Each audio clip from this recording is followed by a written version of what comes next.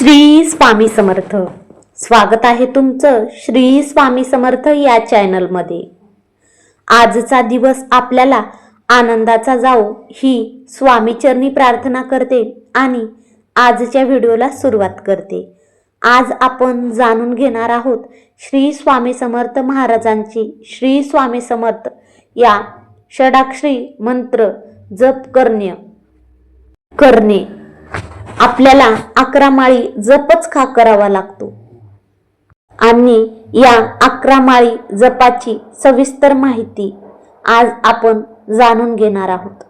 तर व्हिडिओ नक्की शेवटपर्यंत पहा आणि व्हिडिओ आवडला असेल तर नक्कीच लाईक, शेअर, सबस्क्राईब करा. चला तर आज आपण वेळ न घालता व्हिडिओला सुरुवात करूयात. श्री स्वामी समर्थ महाराजांच्या श्री स्वामी समर्थ या षडाक्षरी मंत्राचा जप करणे अत्यंत फलदायी मानले जाते. 11 माळी जप किंवा 11 वेळा माळ जपणे ही स्वामींची सेवा करण्याची एक उत्तम पद्धत आहे. या 11 माळी जपण्याची सविस्तर माहिती पुढील प्रमाणे आहे. जपाची पूर्वतयारी.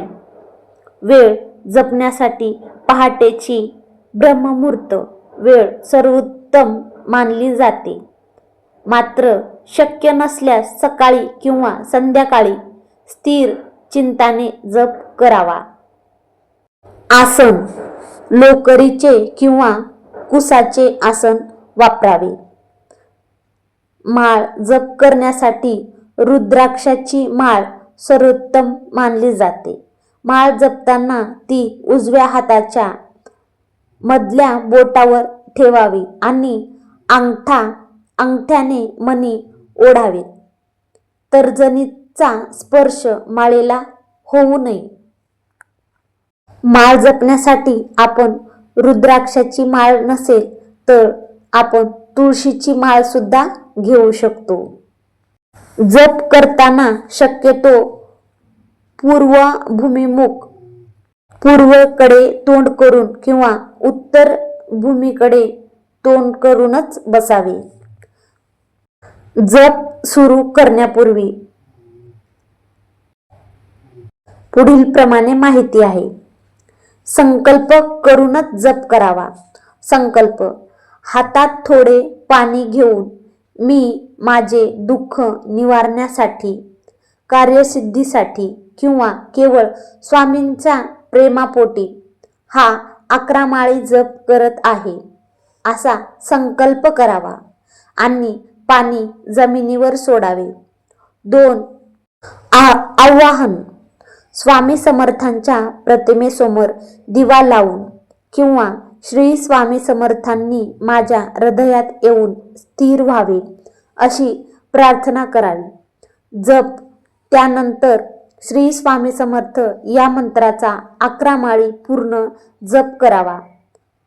एक माळ 108 मण्यांची असते, म्हणजेच एकूण 1188 वेळा जप होतो. जपाचे महत्त्व आणि नियम. एकाग्रता. जप करताना केवळ माळ ओढण्यापेक्षा स्वामींच्या रूपाचे ध्यान डोळ्यासमोर ठेवावे. शुद्धता. शरीर आणि मन शुद्ध असावे. जपाच्या काळात मांसाहार किंवा तामसिक भोजन टाळल्यास त्याचा प्रभाव लवकर जाणवतो. सातत्य. जर तुम्ही 11 माळी जप सुरू केला असेल तर त्यात खंड पडू न देण्याचा प्रयत्न करावा. किमान 21 किंवा 41 दिवस हे व्रत म्हणून केल्यास प्रचिती येते.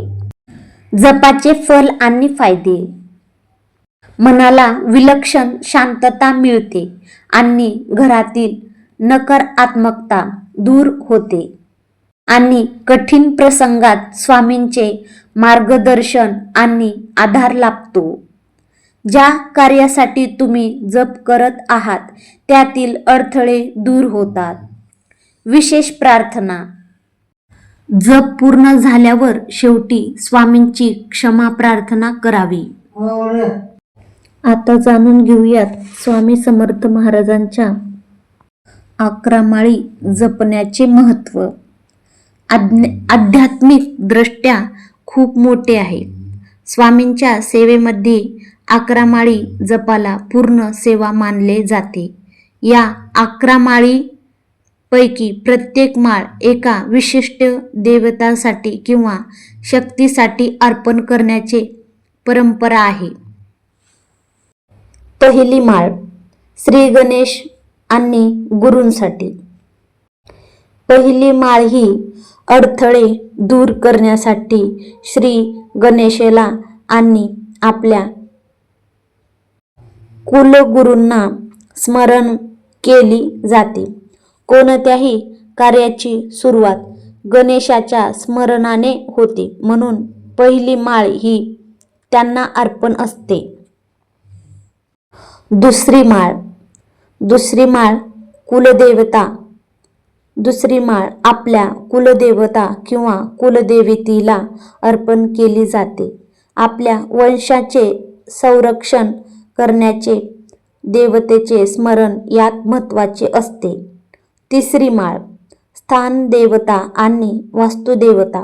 आपण ज्या ठिकाणी राहतो त्या ठिकाणची स्थानदेवता आणि वास्तुदेवता यांना तिसरी माळ अर्पण केली जाते, जेणेकरून घरातील वास्तुदोष दूर व्हावेत. चौथी माळ इष्टदेवता. चौथी माळ आपल्या इष्टदेवतेसाठी ज्या घरावर आपली विशेष श्रद्धा आहे, उदाहरणार्थ शंकर, विष्णू, विठ्ठल, अर्पण केली जाते.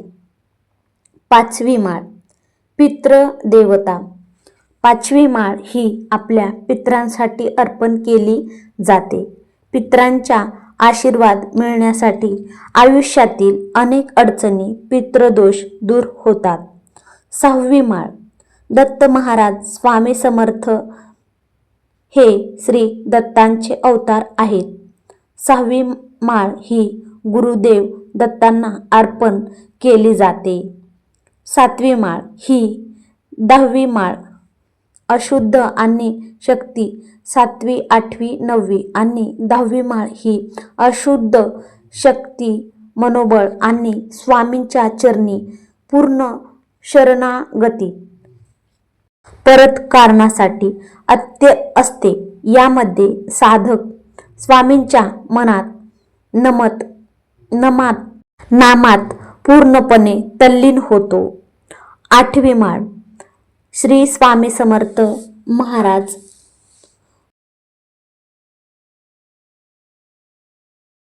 9वी माळ ग्रहांच्या शांतीसाठी. 9वी माळ ही नवग्रहांच्या सूर्य, चंद्र, मंगळ, बुध, गुरु, शुक्र, शनी, राहू आणि केतू अनुकूलतेसाठी अर्पण केली जाते. आपल्या पत्रिकेतील किंवा प्रारब्धातील ग्रहांचे दोष दूर होऊन त्यांचे शुभ फळ मिळावे यासाठी ही माळ स्वामींच्या चरणी अर्पण केली जाते. यामुळे जीवनातील अनेक अपेक्षित संकटे कमी होतात. 10वी माळ 10 दिशा आणि दिग्पाल. 10वी माळ ही 10 दिशांच्या दिग्पालांना संरक्षण देताना अर्पण केली जाते. आपल्या ज्या समाजात वावरतो तिथे सर्व दिशांनी आपल्याला संरक्षण व्हावे आणि आपल्याला चोहोबाजूंनी यश मिळावे या उद्देशाने ही माळ जपली जाते. ही माळ दिगंबरा श्रीपाद वल्लभ दिगंबरा या भावनेने स्वामींना अर्पण केली जाते. 11वी माळ ब्रह्मांड नायक श्री स्वामी समर्थ पूर्णाहुती. 11 माळ ही साक्षात ब्रह्मांड नायक श्री स्वामी समर्थ महाराजांना प्रत्यक्ष अर्पण केली जाते. ही माळ म्हणजेच तुमच्या संपूर्ण जपाची पूर्णाहुती असते. या माळेत स्वतःला पूर्णपणे स्वामींच्या चरणी समर्पित करायचे असते. मी काहीच करत नाही, जे काही करत आहेत ते स्वामीच आहेत, हा भाव शरणागती या वेळी असावा. या माळेनंतर तुमच्या 11 माळी सेवा स्वामींच्या दरबारातून रुजू होतात.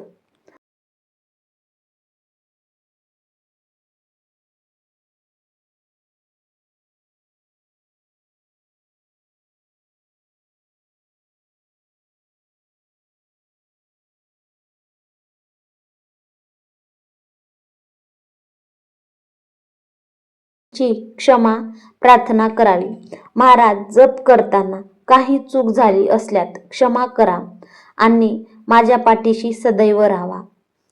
शेवटी भिवू नकोस, मी तुझ्या पाठीशी आहे हे वचनाचे स्मरण करून कपाळाला विभूती अंगारा लावावा.